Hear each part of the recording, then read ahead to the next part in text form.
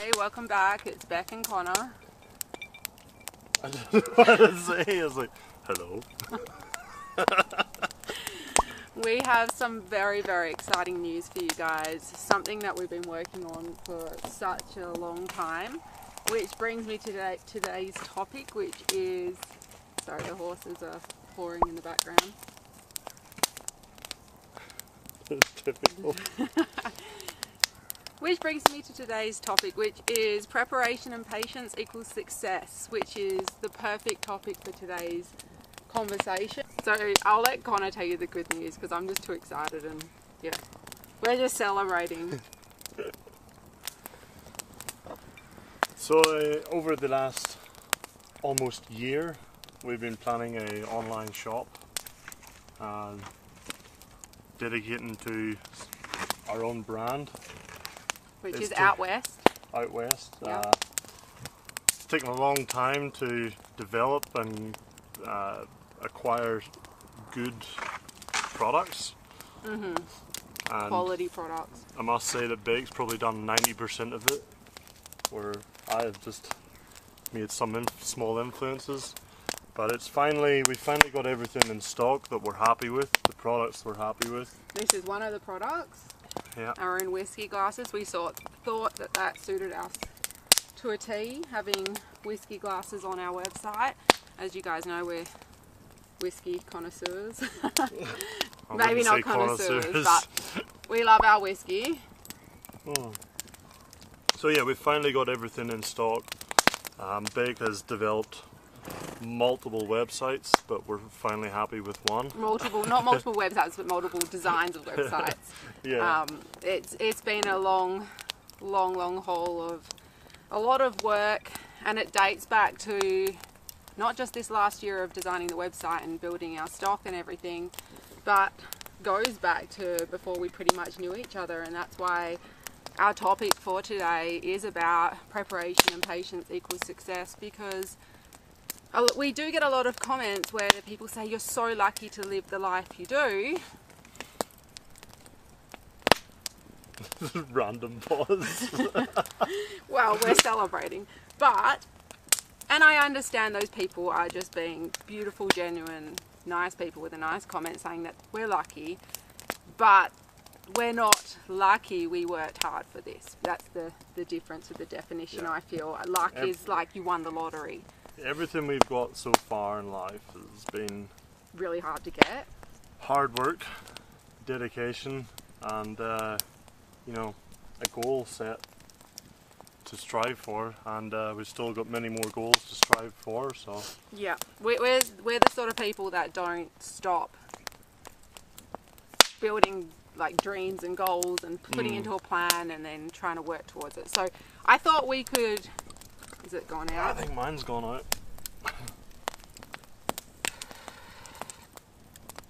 We thought today we could discuss with you guys about sort of who we were before we met, what got us to where we are now, a little bit of how we met as well. I will let you guys know what is in our stock. We've got whiskey glasses, cigarette tins, out west real genuine leather coasters. We've got these blankets here, or rugs, in multiple colours. What else? A few bits of turquoise sort of jewellery. Quilts, is it? Yeah, we got quilts, Western style quilts. Everything's and Western hats. Style. We've got our own caps, out west caps. They will be a limited time design, and then once those ones run out, we'll design new ones. So there'll be lots of different caps throughout the year. Yeah. And other little things. We've got quite a few things on the shop, and we want to. If the shop goes successfully, we want to keep improving the stock, improving the products we have, and the amount adding, that we have in store too. Yeah, and adding to more of a collection in each category. So our biggest thing is having quality on the website. We could just go onto some Chinese website and buy a bunch of crap and try and sell it to you guys, but that's not what we're about. So that's why it's taken us a full year of planning and organising, and we really hope you guys like it. So yeah, the website's www.outwestrancher.com. Go and check it out for us. It's open right now, open today, and yeah, let us know in the comments if you buy anything or like anything or what you would like to see in our store. And if you do buy anything, make sure to tag us. Make sure to tag us or use the hashtag Beck and Connor or Out West Rancher, and yeah, we'll jump into our little story of today. Alright, so where we came from, I guess I'll talk about myself first and then you can talk about yourself. So I was brought up in Australia. We're currently living in Alberta, Canada. Most of you guys already know that, but we may have some new people here. I didn't actually grow up in the country life. I grew up on the beach in Western Australia. I used to go surfing and bodyboarding after school every day. That was actually part of my school learning as well. Like, we could choose different subjects to do, and I did surfing and sailing, and I was a beach chick. That wind's driving us insane because it keeps coming through, and we've got the mic on at the moment, but I'm not sure whether or not you'll be able to hear me. I do want to invest in ones on our chest, the Rode mics for the chest, but we might wait a little bit till we buy that. Yeah, so I was brought up near the beach, but we always went to family friends' farms. We went shooting. I would help docking tails on sheep and mustering sheep, and fall driving and fishing and all of that sort of stuff that comes with country life. But we lived near the beach on a regular size house block. It wasn't until my late teens, like 19, 20 years old, that I decided that's not how I wanted to live my life anymore. I wanted to live it full time, living in the country. I wanted to have my own farm one day. And at the time I'd finished high school and I was learning to be an interior designer, not decorator, it's a designer. So you design the house layout as well as decorate. And I was commuting to Perth, the city, on a train every day, and I hated it, absolutely hated it.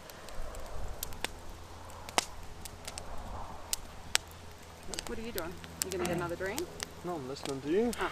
Anyway, so I absolutely hated that, and I was like, if I'm going to live in the country, how many people living remote hire an interior designer? Not very many. So I quit that after about 8 months of doing that and decided to work for a little bit, figure out who I was, and then went to university and became a teacher, a primary school teacher, and it was not my thing. I just still didn't know what I wanted to do. And it was a 4-year course to become a primary school teacher, or elementary school teacher, you call it here in Canada. But it took me 6 years because I kept deferring my course, going to work on farms or working part-time jobs. Hey, Smoke! A little mini horse is running over to us. He'll be on camera soon, he'll probably come past here grazing.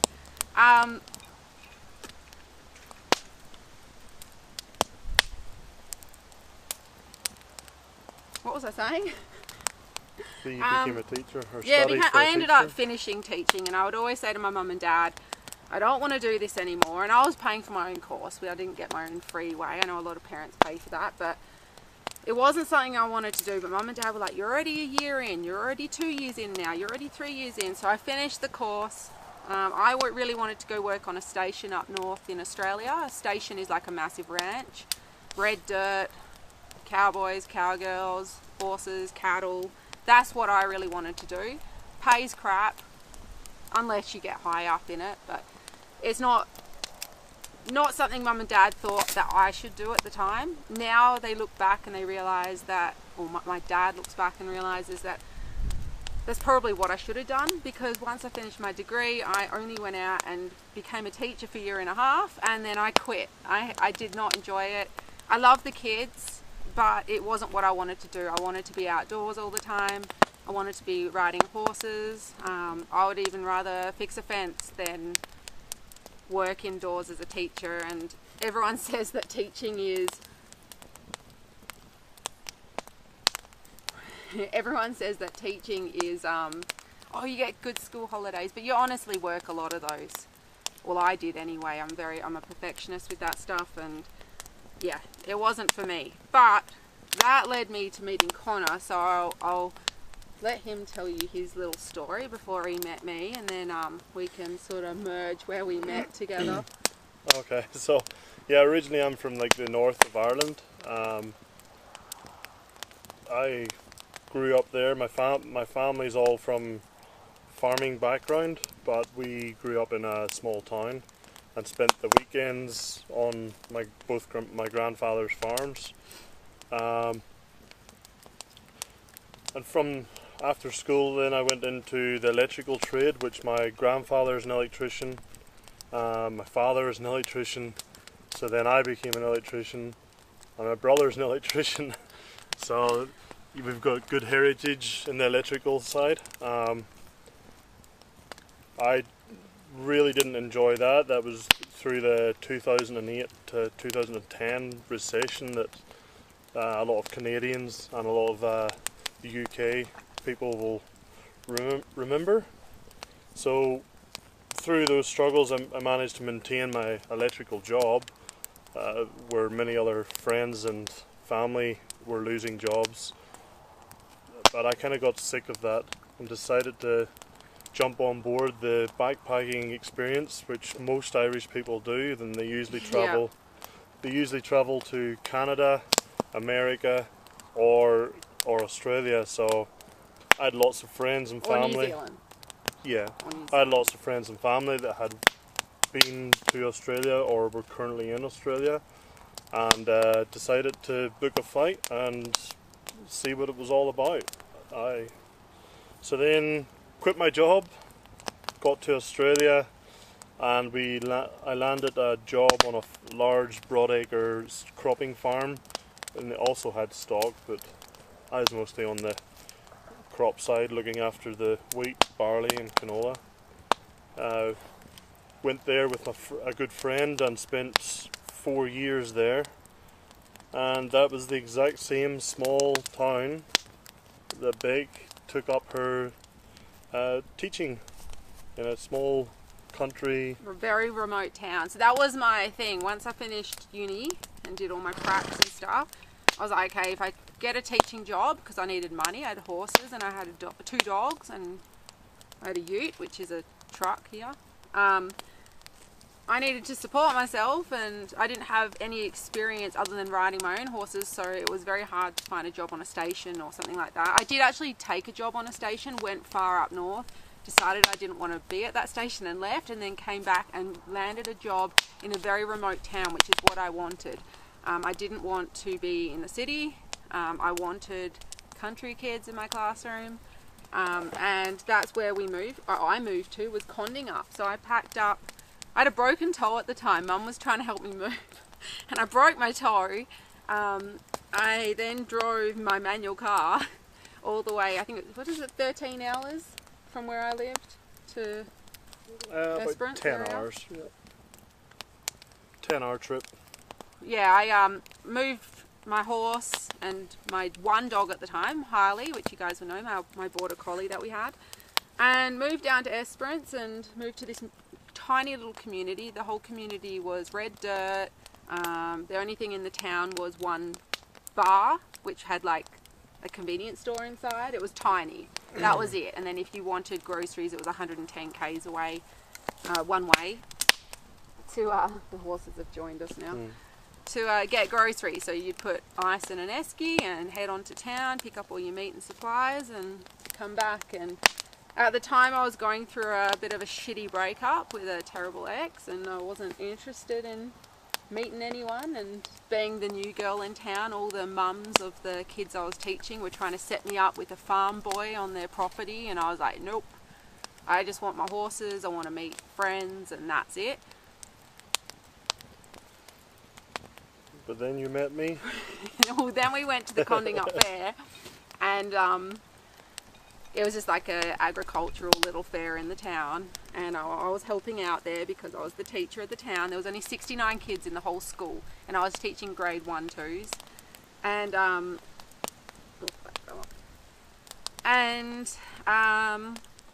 someone introduced me, one of the mums introduced me to Connor, and I do believe one of my first questions to Connor was, do you ride horses? And he said no, and I was like, have a good night, and I walked off, and like, I was polite, but in my head I was like, well, that's gonna go nowhere. And remember, I wasn't in the right frame of mind to be looking for a partner at the time. We need more wood on the fire. I wasn't in the right frame of mind to be looking for a boyfriend at the time. It was the last thing I was looking for. And he wasn't too fussed anyway, were you? It's not like you were pining for me for months after that. Anyway, then a couple of months... Well, you weren't like, oh no, I really want to be with her. No, she was the one. She was the girl of my dreams, and she shut me down. No. Anyway, so a couple of months went by. I had a girls' night at my house with some of the mums from the school and a few friends, teachers and stuff. And there was a backpacker there, Emma. It was Emma, wasn't it? And she was like, oh, there's this hot guy that comes into the bar. He's Irish and his name's Connor, you should hit him up. And so we looked him up on Facebook and I was like, oh, that's the guy that doesn't ride horses. Anyway, I messaged him on Facebook and said that we should hang out sometime. And he was in Ireland at the time, weren't you, visiting your family? Yeah, still living in Australia, but... It was my first time home in 3 years, so I went home and then this random Australian woman started texting me. Yeah. And his luck changed and he was so happy after that. We had our first date. I do believe we played beer pong, didn't we? Yeah. Very embarrassing. And yeah, we stayed with each other ever since. Like, we were basically together ever since that day. Within 3 months, he asked me to move in with him. Within like the second date, I got to meet the parents. Or yeah. Got to meet the parents. It wasn't planned though. My parents were coming to visit me and it's a long trip, so they were staying in my house, and it wasn't like, come meet the parents. And as Connor rocked up to my house, my dad was cleaning his shotgun, and he actually was cleaning his shotgun. But yeah, he just showed me his rifle and his shotgun, and you know, very stereotypical meeting of the parents. This is going out. Yeah, so... But yeah, after that we moved into the house that I lived on the farm. And then quit the school. No, you asked me to move in because you said to me that my lease was running out and that it would make sense for me, with my rental lease running out, to move into your house because you got free rent. Yeah. And I was like, yeah, right, you just want me to move in. So I moved in within 3 months. I'm a numbers man. I just like to, you know, make sure that you've got enough money. So yeah, I quit my job, worked on Connor's farm, on the station that he was on, cropping, like seeding, and what else did I do? Spreading fertilizer, which I do best. Yeah. Yeah, you did seeding. Did a few other workaround jobs on the farm, helped us out. Yeah, so I did that, and then sadly my mum died, very out of nowhere, heart attack. Wasn't something we knew that was going to happen and led up to for, you know, a long time. It was very sudden, so we obviously went back for the funeral and decided to move closer to where my dad was to support him, which was close to the city. And your sister? And my sister, but my dad was the one who was lonely. And yeah, we moved up to the city area, but we didn't want to be in the city, so we lived within an hour and a half from the city, didn't we? Yeah. Like the main city. We're about 15 minutes to a town, but an hour and a half to a main city, and we rented 10 acres out there.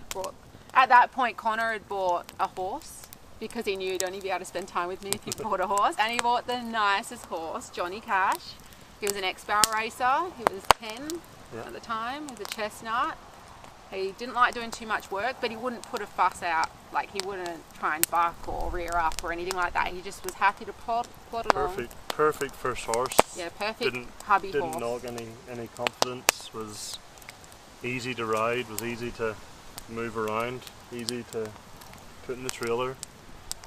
So, yeah, perfect first horse. Yeah, he was great. I wish I had a horse like that for my first horse. And then, so we had 3 horses at the time, and all the wind. Okay, so we're now living closer to the city, and we were renting 10 acres. We had our horses, and we decided that it was time for us to start trying for a baby, even though we'd only been dating a year and a half. So within 7 months of trying, we had Tilly, and what happened then? Then we decided to move into my dad's farm because he has 2 houses on it. Well, yeah, so your father sold the family house in the city. Too many memories and too big a house for himself. And I saw a house online. Well, yeah, Big happened to find a perfect property with 100 acres in 2J area. Lots of history behind it, and it was right up Andrews Street. You can Google it. It's called Mazamore Farm. It's got lots of history in it. But yeah, I found it and for shits and giggles sent it to my dad, and next thing he's putting an offer on it. Never seen it. He was working on the mines. Sold it. Sold his house, bought that house, and we moved into the cottage on the property and paid Dad a little bit of rent. That helped us save a little bit of money. And then at that point Tilly was born. Yep, and we were looking for somewhere of our own to our own farm. Stamp our own influence on it, I suppose, and we found another property only 10 minutes from your father's. Yep, it was about a 10-minute drive, 40 acres. 40 acres, a reasonably new house, and we purchased that. And at that point we were really broke. Like, we had no money. We really weren't. We had nothing. Connor was working full time. We were paying the bills, but just. And so I decided, me, Beck Warham, who absolutely hates doing maternally, like, I love my kids, but hate doing, like, what's the word? Housewife sort of stuff. Started sewing bibs and burp cloths and baby things to try and make money, and that helped us pay the bills, but it was hard work. I had a newborn baby and Mum had just died, and I was sewing. Yeah. I hate sewing, using my mum's old sewing machine. And then we bought our property, and then what happened then? Then I started you doing... continued that, but then we moved into, we started making trot poles and horse jumps. Yeah, so we started making trot poles, horse jumps. I'd paint trot poles for horses to, like, I'll put it up on the screen. You'll know bridges, cavalettis, horse jumps. Steps. Yeah, gates. Sort of like the cowboy trail stuff you see here, but it's very sort of new in Australia compared to here. So I was doing that on the side while Connor was working full time, and now, he had moved on from being a farmhand to becoming a precision farming specialist. Which is what he had always wanted to do, wasn't it? It's something you were... Well, I just enjoyed the agricultural side, and then obviously with my electrical background, doing the precision farming, which is all the electronics inside the new tractors. They kind of both blended together, and that's sparked my interest. Yeah. So yeah, I worked for a KSIH dealership in Western Australia for just over 4 years. Yeah, so I worked for a KSIH dealership doing precision farming for just a little over 4 years, and that was through the time that we had moved from 2J into your father's house, and then had purchased our own house. Property. And then I finally got enough experience in that where I then got a new job opportunity working for CNH, parent company for New Holland and KSIH. So then I moved into the sales manager for precision farming, looking after all the dealerships in Western Australia. And that was a great opportunity because I got to work from home and travel when necessary, but it was that was around the time we had Riley. Yep. And it meant that I could stay at home and help out when necessary, with a lot more flexible hours at work. And I really enjoyed that line of work, doing precision farming. And working from home was great. Yeah, perfect. You had to go away sometimes. Perfect blend of, you weren't stuck in an office, but you're working on a computer, but you also got to go out and talk to farmers, sit in machinery, fix machinery. So... yeah, I enjoyed that. Yeah, and then around that time I decided to go back to work, and I was working at the stockyards in Mouchet, where they have auctions with cattle and sheep, but I was working with the cattle. So I was receiving the cattle from the farmers off the truck, or from the agents off the truck, drivers, and chasing them into their yards and then moving them around ready for the auction the next day. And I was working at 4 a.m. but it would be an hour and a bit drive. Often nearly hit kangaroos on the way because that road was brutal. And it just got too much. It was too hard for me to do, and I was also breastfeeding Riley, so I was having to breastfeed and pump milk and all that stuff. So, but that helped us pay, I think, I remember at the time us going, wow, that paid our insurance for our car in Red Joe for the time. It was really hard slogging back then, trying to pay a mortgage and one income, and it didn't make sense for me to go to work because we lived so remote that for me to drive to work, drop the kids off at a daycare, it just didn't, you barely earned anything out of it. So that's why I kept having little businesses at home. We decided at the time, or back when my mum was still around and I was just meeting Connor, I spoke to my mum on the phone down when I was teaching and said, I want to quit teaching and I want to go to Canada and work on a ranch. That's what I want to do. I want a cowboy. I want to do everything that you see in the movies. And then some. I wasn't naive to think that it was just like the movies. I knew how to do fencing and bringing tails and doing all that stuff. But I wanted that life. And even if I didn't like it, I could always come back to Australia. And Mum was like, you've just met Connor. He's a nice boy. I'm like, yeah, I know. But it was that awkward stage at the beginning where you're like, do I go and do this? But I can't ask Connor to come with me because we've just met and I would look like a psychopath. But I wanted to ask him, and now years later he says, oh, we should have done it. But, you know, at the beginning of a relationship, you're not going to bring that up. It's just a bit too full on too soon. So once I'd had Riley, our son, our second child, I was like, we are moving to Canada. I want to move to Canada. And Connor's a bit more sensible than me, is in the way I'm sensible, but he likes to have a whole plan and like doesn't just jump into it, which is why we complement each other. I push him a little bit more out of his comfort zone and he brings me back and reels me in a bit. But so we decided to compromise and try and build what I wanted in Canada on our property in the wheat belt in Western Australia, and that was to have a stable, like a horse agistment you call it, but you call it stabling here, where we set up paddocks for the horses with poles, pine poles properly put in so it looked very like Western.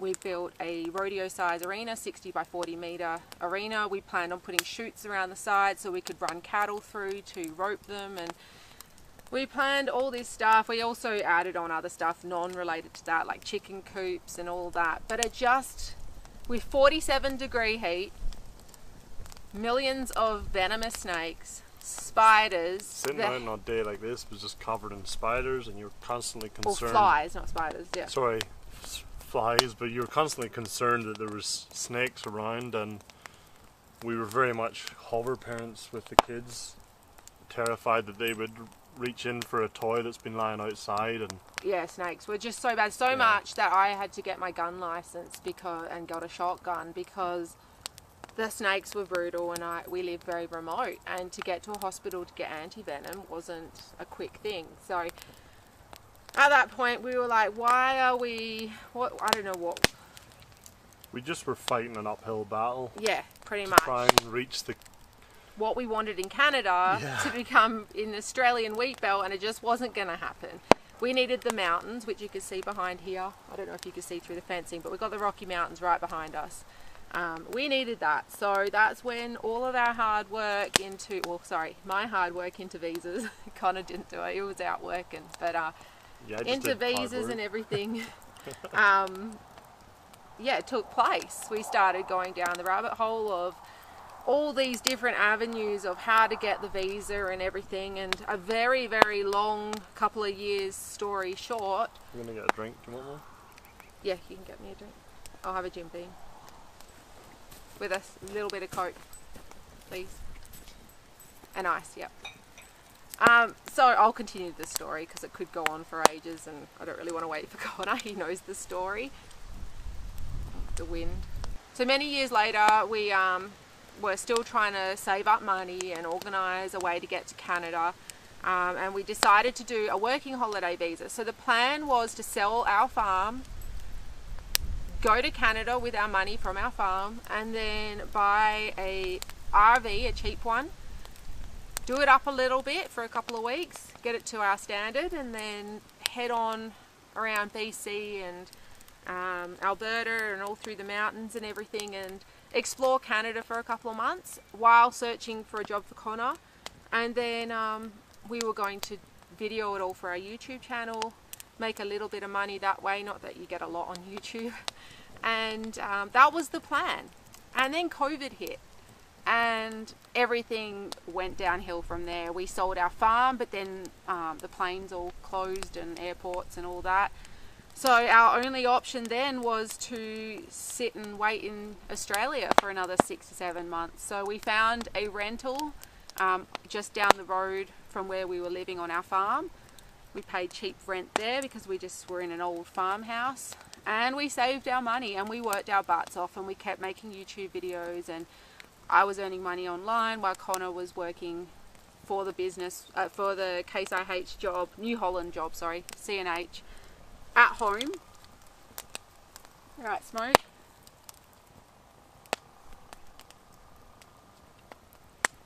The time came for us to try and move over, and all the rules had changed. Everything we'd been studying for years of how we're going to get to Canada changed. We were no longer going to be able to do the RV thing, and the only way to get to Canada during COVID was to make sure that you had an essential job lined up, and you had to have an LMIA, which you can look into that. This video is not about visas. So we were offered a job at Douglas Lake Cattle Ranch, which is the largest cattle ranch in Canada, located in BC between Merritt and Kamloops, and we took it. So Connor had his LMIA, I applied for an open work permit, but then another hurdle came in and I was declined the work permit because they asked for a police check, and I didn't have any clue that I had a criminal record. Convict. You live in Australia, you're a convict. I had a criminal record from back, which I had no idea, thank you, back when we were living on our farm before we sold it. The police came around, did a random check to see whether my gun safe was bolted to the wall. In Australia, by law, you have to have your gun inside the gun safe, bolted to a wall in a particular way, and then your ammunition in a separate compartment within the gun safe, closed with a separate key, and then the keys hidden in separate parts of the house or wherever you decide to hide them, and the gun safe key and the ammunition key has to be separate. I did all that, but because we just moved into from my dad's property to the farmhouse which we bought, we hadn't bolted it to the wall properly. We just like moved in, everything was locked in, everything's safe that way, no kids could get it, no one could just break in and grab it, but I was fined $900, was not arrested or anything, and was given a criminal record that I had no idea about. So when it came to moving to Canada, and Connor now had a job at Douglas Lake Cattle Ranch, I now didn't know how the hell I was going to get into Canada, because I now have a criminal record, and you can apply for this rehabilitation thing, which is just a few forms, but you can only do that after you've reached 5 years after conviction, and it had only been 3, I think it was at that point, 3.5 years or something. So we hired an immigration consultant, and she told us that we could risk it all, fly to the US, and as long as we enter Canada from the US, so stay a night in the US and then fly on into Canada, once we get into the airport, show them everything. So I got an affidavit signed by a lawyer to say this is the events that happened, this is why my gun safe wasn't in. I got a reference from the police officer, from character references, whole bunch of stuff, bank statements to show that I can support myself in Canada without a job, bank statements to show that I paid my fine. We did all that. Well, if we do all that, then we can get into Canada if we get a nice officer and they allow us to. Oh my God, that was stressful, wasn't it? Yeah. We did it. And this was all during the time of COVID and restrictions, and having to have negative tests and... Yeah, that's right. The kids had to have bulk, I think it was like 3 COVID tests. It was just ridiculous, and we had to do all that. And then we got in, thankfully. We had a really nice officer. He laughed at it. He was like, what a silly criminal thing to have on your record. Like, it's just a silly crime. We understand that you need to have your gun safe bolted to a wall, but it was safer to bring the gun safe with us to the new house than it was to keep it bolted to a wall in an empty house where someone could break in and get it off the wall. Doesn't make sense, but it is what it is. So now I've got this criminal thing. It's now been 5 years, and I've applied for the rehab thing, and basically what that is you just fill out a bunch of forms, show all the same stuff I showed to the immigration consultant officer when I landed, wait 9 to 12 months for an answer, and if they accept it, then we will get, or my criminal record will be wiped clear in Canada, and I can apply for, we can all apply for permanent residency here. You right, buddy? In case you're wondering about Smokey, he's got Cushing's disease. We've just diagnosed him, had blood tests. You can go back and watch other videos of how we got Smokey from an auction. He also had lice, so if he looks a bit mangy out the back here, that is why, and he's being treated for it.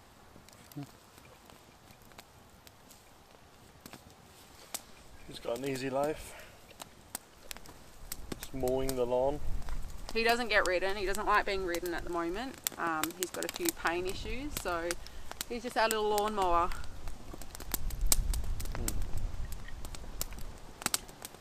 So, well, no. So, and talk about the dogs too. Yes. Like having to get the dogs and the cost of the whole experience of getting to Canada.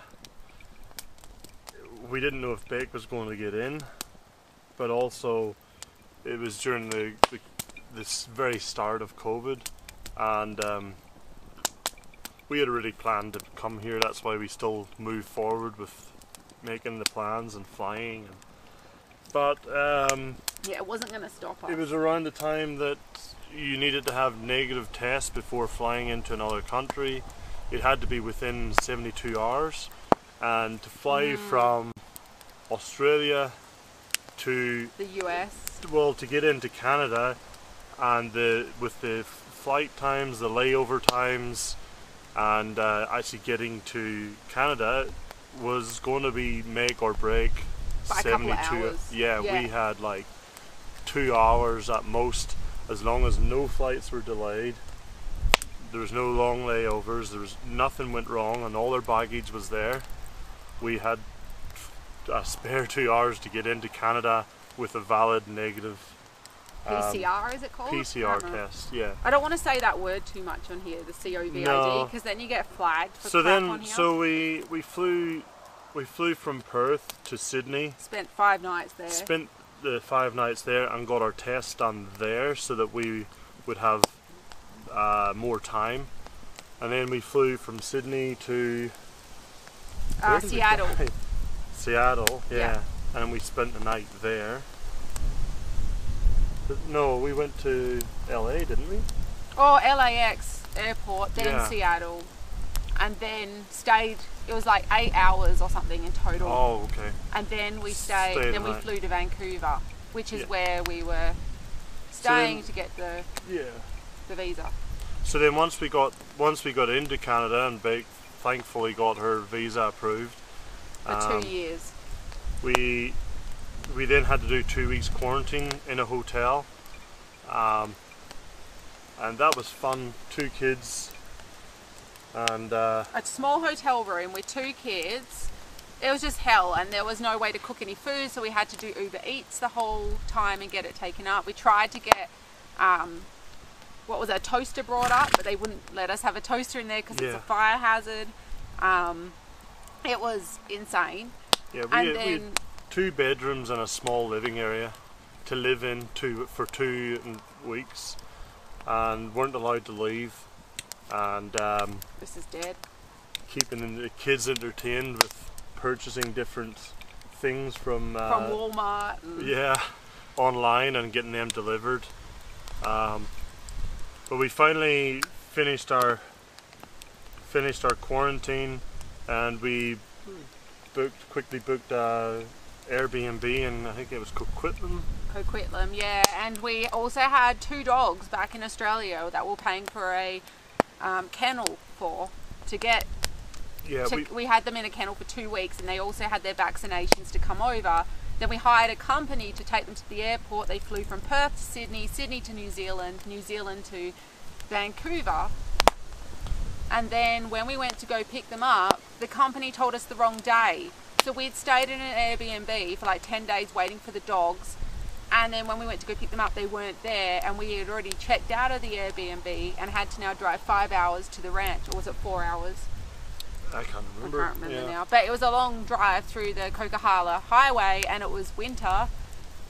Well, the start of winter, wasn't it? No, the end of winter. Yeah, it was starting. And there was still snow on the road. We were now learning to drive on the other side of the road, because in Australia we drive on the left, and in Canada it's on the right. I'm starting to really say my R's. You hear me? Canada. There's no R in Canada. I know, but I've been saying it, and Telly does it too. I'm Canadian. Well, you're skipping past that. We spent 2 weeks in Coquitlam. No, it was 10 days. And within those 10 days, the reason we stayed 10 days was to pick the dogs up on the 10th day, so that they weren't staying in an Airbnb with us, but we could take them straight out to the farm or ranch. Yeah. But within those 10 days, we also had to purchase everything for a house. We were given a house on the ranch. And a car. A truck. We were given a ranch on the house, but we were... A house on the ranch. A ranch on the house. Yep. But there was no furniture included, so... Other than white goods. That. So, yeah, within those 10 days we purchased a vehicle and got probably 80% of our furniture. Yeah, we bought couches, beds, mattresses, everything. Everything. Loaded everything even into... clothes. Loaded everything into a U-Haul trailer. Because all we brought with us to Canada was 6 suitcases, and most of that was baby photos and baby books and memory stuff. Yeah. A few clothes, underwear. Yeah, we had nothing. No. So, yeah, we learned how to purchase a car in BC, which is quite different to Australia. Learned the insurance. Which BC's a lot easier than here in Alberta. Yeah, but we also, in those 10 days, we had to go and get our BC license. We had to get our bank account set up, SIN number, bank account. We had to then go to all the shops and buy our furniture, which again was very limited stock. The prices were during COVID, there was nothing in stock. The prices were higher. There was nothing in stock. But we managed to... And Vancouver's just expensive anyway. We should have gone out to Kamloops and got an Airbnb and bought from there, but being tourists at the time and not knowing, we bought everything in Vancouver. But we did it, and we packed everything up, and we moved out to the ranch. Yep. We got a house. We unpacked everything that night, and we dropped off the trailer back in Merritt. Yep. And then the next day you went all the way back to Vancouver to pick up the dogs. Yeah, then I drove back, picked up the dogs, You can watch all these videos on our channel. I'll link one up here somewhere. Yeah. And when I was picking up the dogs at the... so there's a different area next to the airport where the large freight and live animals come through. And I had to go through all the formalities with all their visas and their evidence. And... finally, after quite a few hours going through the paperwork, I got Wolf and Harley, and I was loading them up onto the truck, the back of the truck, in their dog cages, and I decided very stupidly to let Wolf stretch his legs, and he decided to stretch his legs a little bit more than I wanted. I looked away for probably only 5 seconds, and turned around and Wolf was gone. So I had to put Harley in the back of the truck, lock her in, make sure she was safe, and started to walk off looking for Wolf. And after about 15 minutes walking through a big trucking depot, I found that Wolf had... Oh, that's grapefruit. Wolf had made his way... Why is it burning so black? I don't know what's on that. Looks like there's Coke or something on it, but it's oil or something in it. So yeah, after yeah, that's a bit black. After looking Sorry, for... guys.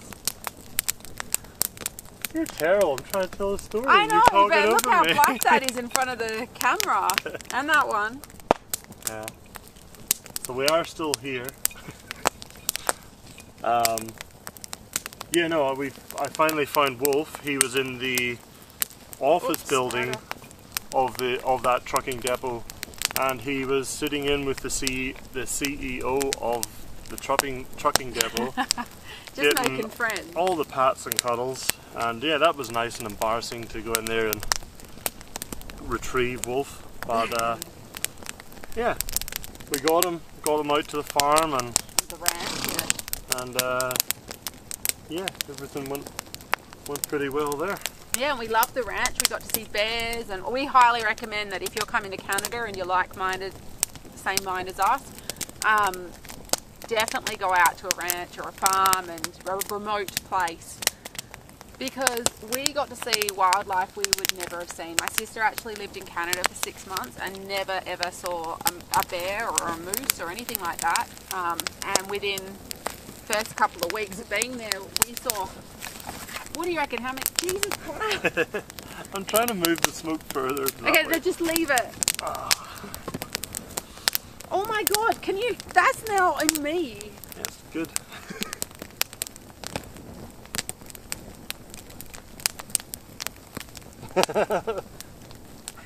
Anyway, that's made it worse. Can you put it back that way? No, it's fine, it's good. I literally can't. I don't know why you threw And that my on, legs- it's really hot now. Because it was dying off. Let's put it up now. Anyway, now it's just in their faces now.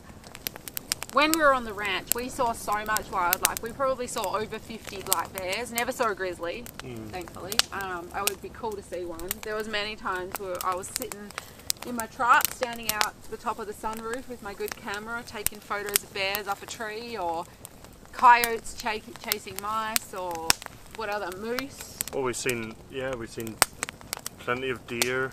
Yeah, oh, plenty of deer. Yeah, bald eagles. Yeah, Osprey. And so many black bears, it kind of the novelty almost wore off. Yeah, or not really, but it was really cool. No, but and Tilly went to the school on the reserve there, and she met so many great friends, had the best time, learned all about the culture and everything, and we just really had a great time on the ranch. But unfortunately, the pay was shit, and that's the truth. And yeah, I wouldn't mind if I was working on a ranch and I was being a cowgirl, cowboying, whatever, because that's my passion and I love it. But Connor was the one working, and he was doing cropping side of farming, not cowboying. And he'd already gone up a level in his career, and he was working from home on a lot more money. And now he's gone back down to doing that, which was fine to get us to Canada, and we did enjoy it. But it was a great experience. We were using our savings every week to survive, because the pay wasn't enough to continue, and we were very frugal with our money. Yeah. We didn't have Netflix or anything like that. We just still couldn't survive off that, or get our goal in the future, which is to own our own small 160-acre ranch. Like, that's what we want, and we were now dipping into our savings each week. So from the ranch, after 7 months, we didn't just use them up, we stayed there 7 months. We finished the season for farming. Yeah, finished all. It was harvest, wasn't it? Yeah. Yeah, so there they do mostly silage. So we finished all the silage, and then started looking elsewhere to get a job. And we'd always wanted to live in Alberta. Alberta suited us a little more. It's cheaper than BC, and it's a lot more of a cowboy lifestyle. And we got the Rockies right there as well. So Connor landed a job at Rocky Mountain Equipment, and then now you're working for another company down in High River, and we scored. And now I say that things aren't luck. We didn't get anything with luck, and this isn't really luck, but the housing, the rent at the moment, and it has been since COVID, has been really, really, really ridiculous. Housing prices have gone up. You can't find a rental, let alone a rental which has acreage and is in the southern part of Alberta. It is impossible. Even just pet friendly. And even pet friendly. So we were looking at little houses in town, and when we came over from BC, we put everything into storage, which it hadn't snowed at all that year, and then it snowed right when we were putting everything in storage. Remember that? Yeah. But what is the chances of this? We did all that. We were staying in an Airbnb in Airdrie, and we were looking for a rental anywhere. We didn't care if it had acreage or not, and I was getting so depressed thinking, I'm going to be stuck in a little townhouse, and there's nothing wrong with this for anyone at home that's living this way, but for me, I need space. I don't like to hear the neighbours flushing the toilet next door, so I just that's what makes me happy. And so this place came available, 20 acres in Cochrane area, and we did not think we were going to get it. And we hung around. We got narrowed down to 10 couples, didn't we? Yep. We ended up. And we all turned up. We all turned up at the same time. It was between 10 and 12 or something to have a look. And I talked the guys, the landlord's ear off. I was like, we don't have a house to live in after the Airbnb. We can't even find an Airbnb after this Airbnb that's available with pets, because we had 2 well-behaved dogs. And that was true. And that was 100% true. We couldn't find anything. We had no idea what we were going to do. It was going to have to be a hotel that allowed dogs, and it was going to cost a fortune. Anyway, he gave it to us, which we were very thankful for. So we've got 20 acres, Rocky Mountain views, beautiful property. And the funny story is, and the cool story is, that the people that also came here to look at the property are now our neighbours, because the landlord bought both our properties, and they're just the same as us, aren't they? Yeah. They've got 3 kids. He's a horse trainer. He's got like 20 something horses in total. They were both living, and he was working on a ranch in Alberta, and decided to leave during COVID times, and the same sort of thoughts as us, and yeah, we're really good mates. At the moment the kids are there, they're babysitting while we do our little video, and they like to drink whiskey and a few cigars, and yeah. It's really nice where we're at now. And I feel like all this hard work over the years, and we've skimmed through a lot of the hard work, but a lot of the hard work over the years has got us to where we are right now, and I feel like finally we can breathe a little, don't you? Yeah, no, we're starting to resurface. Starting to get back on top of things. Building this website as well is going to hopefully be a success. We've put a lot of work into that. You know, trying to create good quality website, good quality products. Yeah. So we really think that that's kind of... And do you know what? I think a lot of it is we've been pretty broke in the past, and we've had really good times as well, where we're like, wow, our hard work's paying off, and then we're back to like, oh shit, now we've got to save up again because this huge bill's coming in, or visas or whatever. I think that has taught us that when we open this business, that we want to give you guys good quality stuff, because we understand what $1's worth. Yeah. Do you know what I mean? Like, we want to give you good stuff, make sure that it's going to last you a while, and yeah. Do you understand what I'm saying? Oh yeah, no, sir. It just came to me then. I'm like, that's truly who we are. So I've also created some mobile presets. So if you like the way I edit my photos, these are for mobile phone photos. If you take photos all the time on your phone, you want to make them look a little better, change the lighting. It doesn't do Photoshop. It doesn't remove blemishes off your face or make you skinnier or anything. It changes the lighting and all that, shadows and colors, and brighten the blues, or you can lower the greens, or whatever you want to do. If you like the way I do my presets, head on over to my website. It's a one-off payment. You pay it, you download the Lightroom app. All the instructions are on it. Once you download the file and you pay for it, it'll automatically download through an email, and well, the email will come through, then you download it, and all the instructions are there. But I'm quite proud of those photo presets there. Some of them work on certain photos and some on other ones. And you're also working on like improving the photography like we've got some really good pictures that we actually want to edit enough and you know, develop enough that we can sell them as prints. Yeah. So we have got a section on the website where it says prints, and it says coming soon, but basically that is like, I've got a few Rocky Mountain photos, some horse photos. I'm going to get them to a point where they're high quality, because I take them with my good camera equipment, and make them into prints where you purchase them whichever size that I have on the website. Say it's 6x4 or 10x8 or whatever you want, and then I will print them off and I will send them in the mail to you. Most countries we're posting to, we've got France, Germany, US, Australia, Canada, probably missing something there, but one country, UK. Yeah. There's a lot of countries we're posting to. Some we can't because of customs. It just ends up costing us way too much, and it's silly because the item you're buying, it might cost way too much to post it, and it ends up being more than what the item costs to purchase. But yeah, I think that's pretty much it, isn't it? I think that's what we wanted to talk about. That preparation and patience and equals success. That's how we've got to where we are, and we've got so much more stress coming our way. We're hoping we can stay in Canada, and I'm at the point that I don't want to go back to Australia. Australia is beautiful, and I sound maybe very privileged to say I don't want to live in Australia. I know there's a lot of horrible countries out there and people would love to live in Australia, but for our lifestyle living in the country, I like that I can sit out here in Canada. Beautiful day, it's fall at the moment.